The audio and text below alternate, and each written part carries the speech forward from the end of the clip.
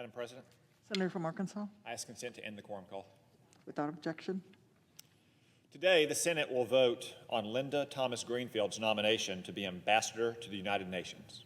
I will oppose her nomination. The United Nations is a troubled institution.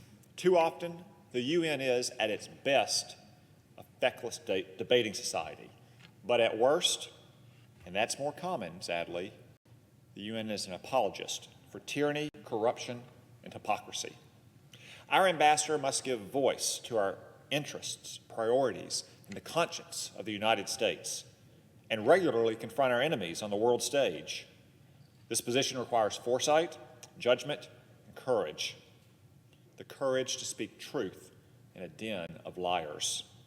Unfortunately, Ms. Thomas-Greenfield hasn't demonstrated these qualities when it comes to the world's most notorious liar, Communist China. Little more than a year ago, Ms. Thomas-Greenfield delivered a speech at a China-funded Confucius Institute at Savannah State University. In her remarks, she could have condemned China's economic aggression, denounced China for flooding our streets with deadly drugs like fentanyl, objected to their ethnic cleansing of Uyghurs and Tibetans, called for Beijing to uphold its international commitments to Hong Kong's autonomy, or criticized their predatory lending practices in Africa. Instead, she praised China. She excused their behavior in Africa and said there is much the U.S. can learn from China. It is beyond me how anyone, especially a seasoned diplomat, could utter such a grotesque line. America has nothing to learn from a genocidal communist tyranny. She excused China's debt-trap diplomacy and said that she could see no reason why China shouldn't help spread values that included good governance, gender equity, and the rule of law. Gender equity. Would that include China's barbaric one-child policy, which led to the elimination of millions of unborn girls over decades of sex selection abortion? Or China's policy of systematic rape of religious and ethnic minority women in Xinjiang province? Gender equity, indeed. She showed a similar lack of tact and understanding on the subject of trade with China. She asserted that the U.S. and China should simply come to an understanding without uttering a sentence, not a word, not even a syllable of criticism of China's unrestricted and illegal economic aggression against our workers and our companies. She also asserted that we're not in a Cold War with China.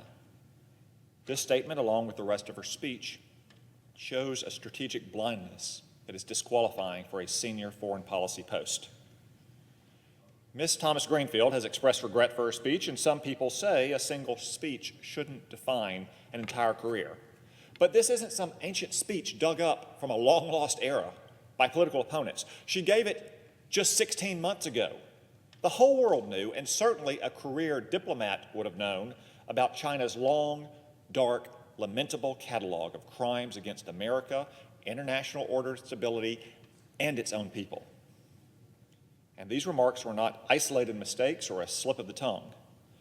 This nominee has spent years minimizing the threat of China's actions in Africa and has spoken repeatedly in favor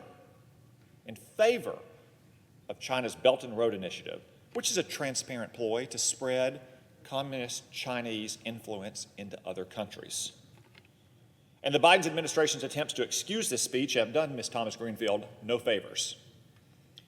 After her speech came to light, President Biden's transition team stated that Ms. Thomas-Greenfield was repulsed by what she saw at the Confucius Institute. Really? Repulsed? If that were true, why didn't she speak out then? Why did she keep the money from the speech?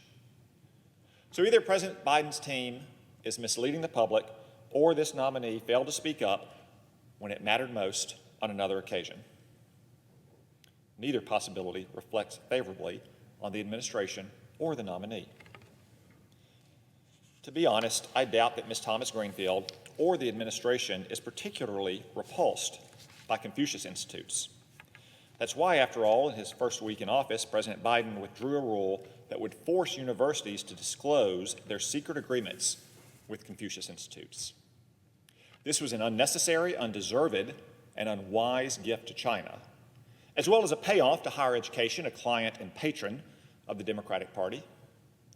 Many colleges have become addicted to Chinese communist money, and the Biden administration isn't about to shut off that gravy train. After all, Joe Biden's son Hunter takes Chinese money, so how could he object to liberal universities taking Chinese money? I'll conclude by saying that in the last month, we have witnessed a gradual erosion of America's resolve in confronting China. This nomination is just another signal of weakness to Beijing. Supporters of Ms. Thomas-Greenfield's nomination can pretend that this dove has talons, but any fair-minded observer, and especially those in Beijing, know that that's not true. I will oppose the nomination. Madam President, I yield the floor. I note the absence of a quorum.